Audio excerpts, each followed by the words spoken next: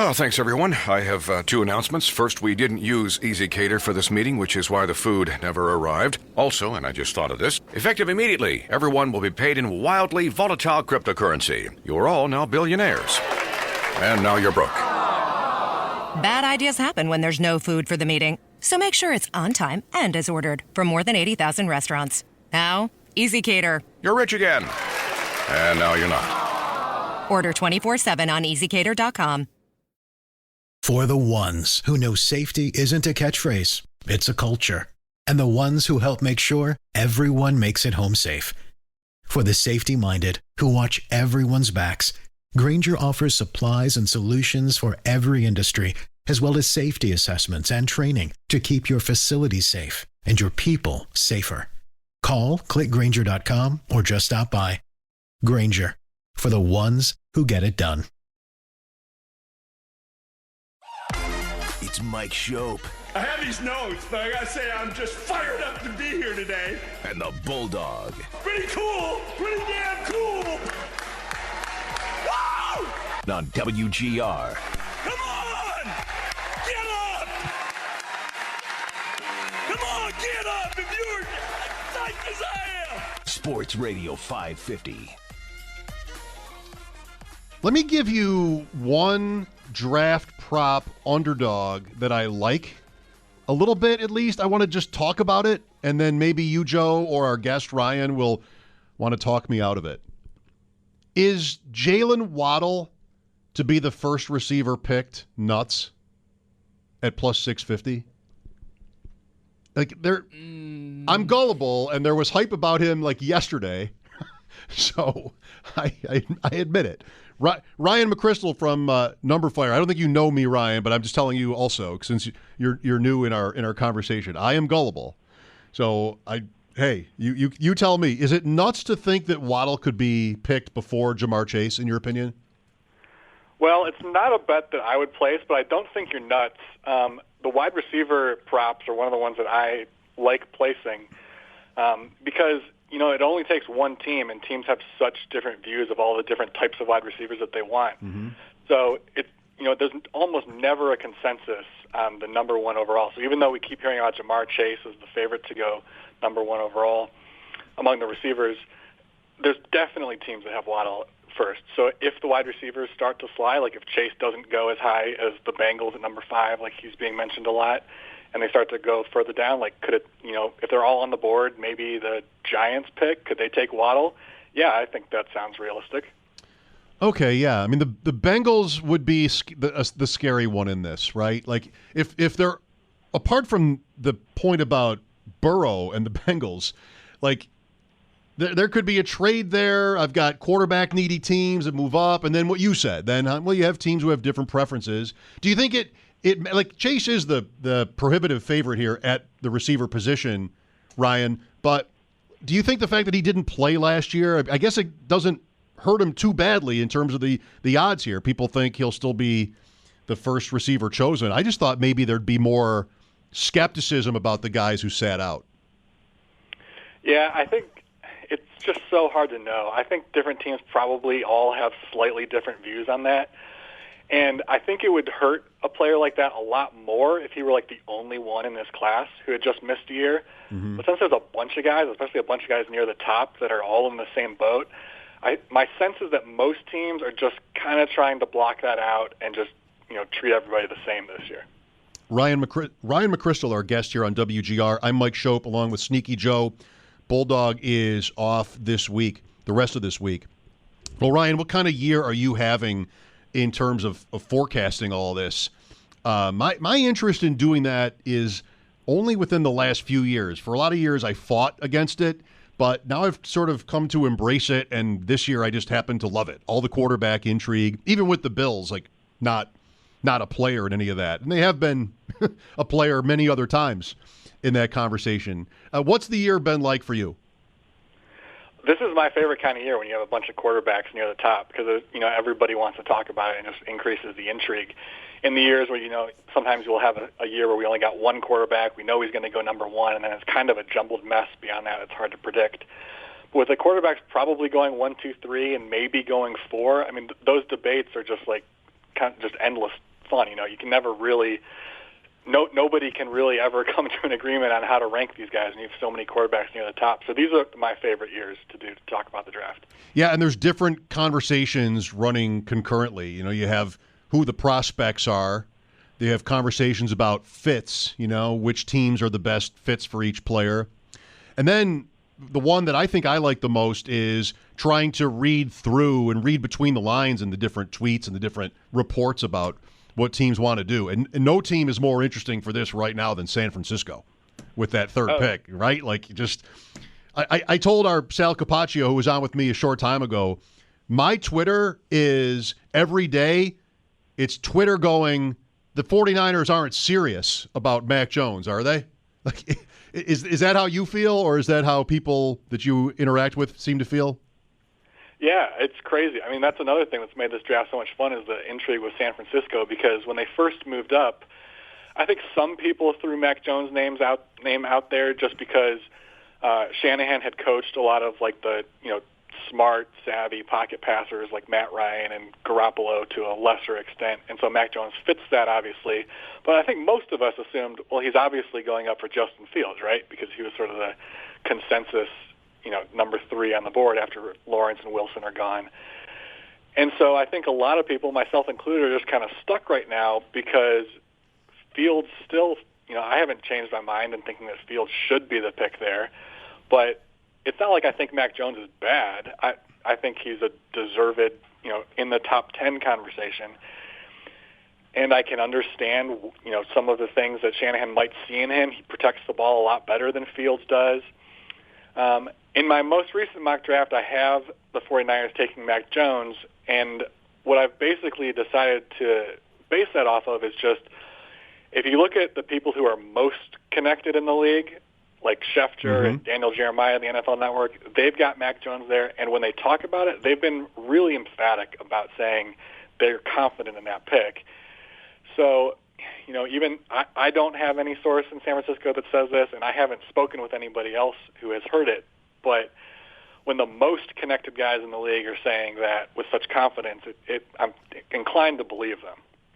Yeah, I get that. I can talk myself into anything, though, this time of year. Like Schefter, teams give Schefter the information. So, what you're saying to that point is, well, if anybody would know from the media, it might be Adam Schefter. But there's also a game that I think that gets played in the media where they don't want to give too much away. I think sometimes if media guys like that knew what picks would be, they wouldn't necessarily tell you.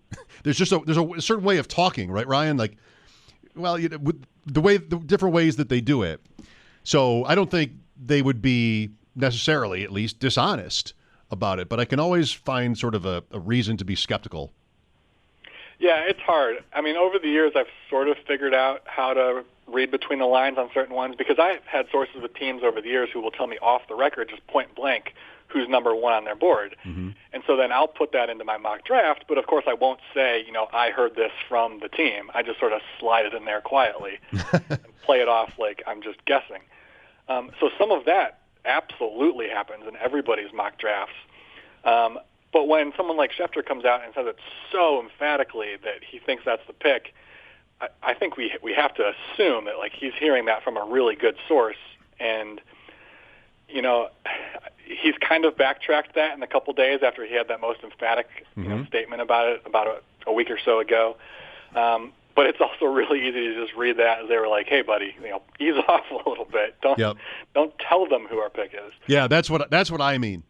The way that Ian Rappaport tweeted about how the Eagles would have wanted to do this, but they knew Zach Wilson would be gone, and then he went back and he said, "Well, I didn't exactly whatever it was." That was sort of, there was a backpedal right after that.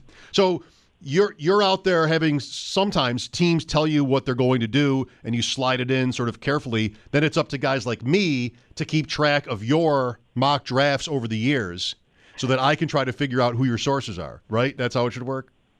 Exactly, yeah. And as someone who competes in some contests to try to have the most accurate mock draft, I have definitely tried to track that with some of the other people over the years. And yeah, there definitely are some trends that you notice if you did that. I love it. Ryan McChrystal of Number Fire and Sharp Football Analysis here on WGR. I'm Mike Schopp. So on Fields, do you think he deserves to be picked second? If it were up to me, yes, but I think Fields and Wilson are so close that I don't really fault the Jets if that's the direction they're going to go. They have a lot of similar traits, a lot of similar flaws. It's really tough. Basically the deciding factor for me would be I've seen Fields do it against much, much better competition than I've seen Wilson do it. So I'm much more confident in him being able to come in and play capably immediately. Whereas with Wilson, he looked great tearing apart some bad competition this year. So I'm confident in saying I think he's going to be a really good quarterback. I would want him. But, when you've got two prospects like that, sometimes, using something like difference in level of competition can be a good tiebreaker. Yes, it can. But, of course, you can also go wrong, right? Just like with any of these things. Josh Allen is interesting to think about here. In fact, in terms of Trey Lance, there's a commercial running with Allen about ignoring the critics or the haters or whatever. Do you think Allen's success has real weight in terms of overall team evaluations about quarterbacks? Now, you're describing Wilson as tearing up the competition he faced. Allen didn't exactly tear up the teams he played against at Wyoming, so it's different. But still, they did not. It was Wyoming, and now you're at a point where he's second in the MVP voting. Yeah, it's kind of hard to say. In the past, maybe 5 or 6 years ago even, I would say definitely teams would overreact because we always hear about how it's a copycat league, right? And so the Bills hit on their crazy freak athlete, strong-arm quarterback and developed him into a superstar. Other teams would probably want to do that. But we're getting more and more teams that seem to be a little bit more cautious as to not try to go and find the outlier because, Allen proved everybody wrong, obviously. He's a legit superstar now. But when the next guy comes along, I don't think we can say with any more confidence that he's going to be able to do that because, even with Josh Allen, let's imagine he went to the Jets and he goes and has to play under Adam Gase and under multiple offensive coordinators his first couple of years. Does he look like he did in Buffalo this year where he was in a good, stable situation with good talent around him? My guess is no. So I would say hopefully teams don't try to find the next Allen, but seeing him have success should give teams who feel like they have a good, competent head coach, a good GM, the ability to put talent around them, his success maybe gives them a little bit more confidence in their evaluation, saying, look, this has been done before. If we do it the right way, it'll work out. It's also probably an easier sell to whatever extent that matters, right? You can point to Allen. Teams can do that and say, hey, you can say all you want. Give us all the reasons that you want as to why this wasn't a good pick, but it can work. And he is recent and powerful proof of that. And in the case of Darnold, he starts with Todd Bowles as well. There was a coaching change there after year one, and it just never lined up there. So, Ryan, we've got we know quarterbacks are going to be 1 and 2 and almost definitely 3. Who are your predictions for the teams to pick quarterbacks 4 and 5? So in my mock draft right now, the next quarterback I have off the board is Fields to the Lions at number 7. And I don't have a ton of confidence in that because, we kind of assumed when they got Goff that they wouldn't be going quarterback. But we also didn't think Justin Fields would be on the board. And so I suspect that they would consider it with him falling to them unexpectedly, whereas they probably just didn't think that was an option a couple weeks ago. And then the next one I have Trey Lance lasting all the way to 15 to the Patriots. I have him lasting that long partially just because with my mock drafts I don't like to screw around and try to predict trades. That's even harder than trying to predict the picks in order. But I put him to the Patriots because I think it's possible he falls outside the top 10, maybe even all the way to 15. And then if he does fall outside the top 10, the Patriots would probably be a team who would consider going to get him. Yeah, that makes sense, I think, too. And I think I respect what you said about Trey trying to predict these things because it's seemingly almost impossible to do that. But if New England is thinking this way, and I think a lot of us think they are. Okay, so it gets to 8, 9. You get to Dallas there. I mean, there are ways to make small jumps to get to the quarterback at that point. It might not be possible to do what they want right now to lock that in, like what the Niners did. But as the draft starts to play out, you just have to take the chance that the player makes it that far, of course. Yeah, definitely, and especially with them being a fairly conservative organization with their draft picks, they're probably not going to try to go all the way up to number 4. But yeah, if he's on the board at like number 8, number 9, that could be where they start to make some phone calls and possibly pull the trigger on going up for either Fields or Lance. So, Ryan, the Bills are at 30. And speaking of things that are tough to predict, it's hard to know exactly what they're looking at right now when before 29 picks, the first 29 picks have been made. What do you like for them? Yeah, I mean, it's hard to figure out exactly what player they're going to get. I mean, I could probably give you 12 to 15 names of guys that are in a conversation for them. But I think they're in a great position to be one of the winners in this draft based on how their needs match up with what's likely to be on the board for them. Because I think we can probably narrow it down to an offensive lineman, a pass rusher, or a cornerback. Those seem to be some areas that they don't necessarily have to address, but could use some upgrades there, or at least some depth. And then there's probably going to be at least 3 or 4 players at each of those positions who you could justify taking a late first-round pick on. So right now in my mock draft, I have them taking Gregory Rousseau, the pass rusher from Miami. And basically my logic there is that, Hughes and Addison are getting up there in age. You can never have too many pass rushers to rotate in and out. So if, a really productive player like Rousseau lasts until the late first round, it seems like a good fit for them to bring someone in who's going to probably contribute as a role player right away, and then possibly as early as next year step into a bigger role. And so you like Rousseau well enough to deserve first-round status?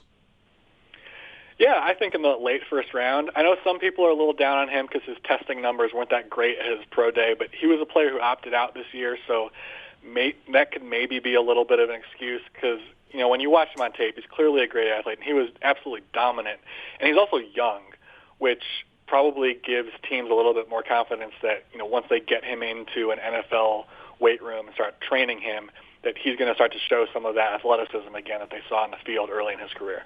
I saw your tweet from an hour ago or so on the Browns and Jadeveon Clowney, and you wrote that the Browns might have wanted Clowney because testing numbers on other pass rushers, at least for Cleveland, in terms of that fit, was not ideal. So that doesn't – I mean, these things don't contradict each other. You think that, quality-wise, it's good enough for the Bills. Yeah, I mean, that was very specific to Cleveland because when you look at the pass rushers that they've added with Andrew Berry there, I think every single person, I haven't gone back to look up Clowney so that maybe he breaks this trend, but to that point, every single person had 34-inch arms.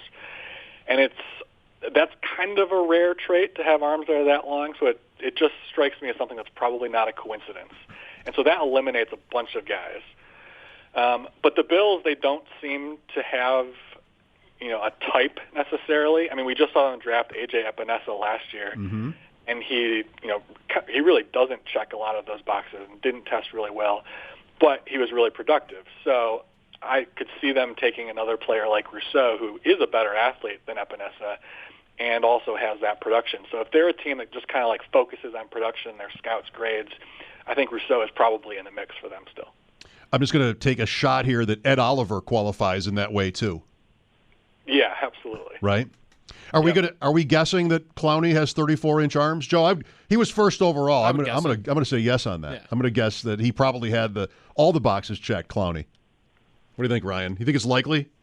I think it's likely. Yeah, and he's certainly long. So if it's not 34, it's probably 33 plus. Close enough. We'll have to adjust the chart to 33. Hey, one more question I have, and it's back on quarterbacks. Today, Joe and I were talking earlier about how you're now seeing, at least for me, maybe this has always been there, but I'm now noticing 2 or 3 more quarterback names in round 2.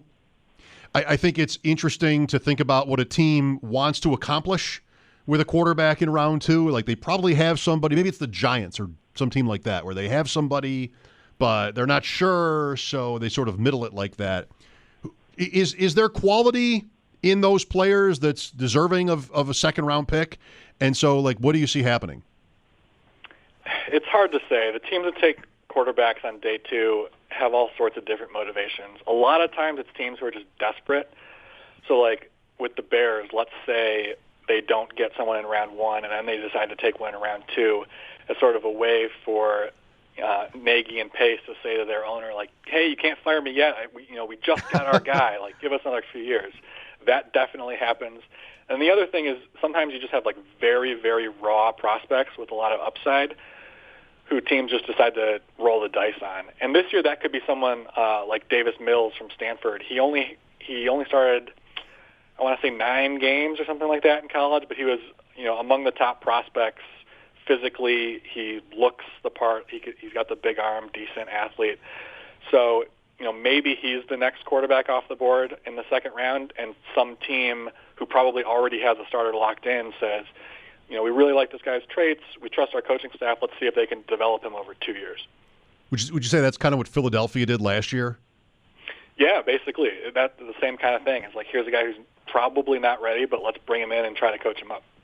So before you go, Ryan, you like Detroit for a quarterback. That's a really curious situation. Yeah, it's tough. It's just a guess based on the fact that we all assumed they weren't going to take a quarterback, but we also thought their choices were going to be Trey Lance or Mac Jones. But if they're faced with Fields, who a lot of teams think is worthy of a top 5 pick, I could see them saying, you know what, let's bring him in and just have him and Goff compete right away, and maybe he starts right away, and we just sit Goff on the bench and eat that contract for a couple of years. Right. Well, like you said, we feel the same way. This is really fun. All the speculation is really fun. It's a little sad when it's over. Ryan McChrystal, our guest from Number Fire. Thank you, Ryan. Nice chatting with you. Yeah, thanks for having me.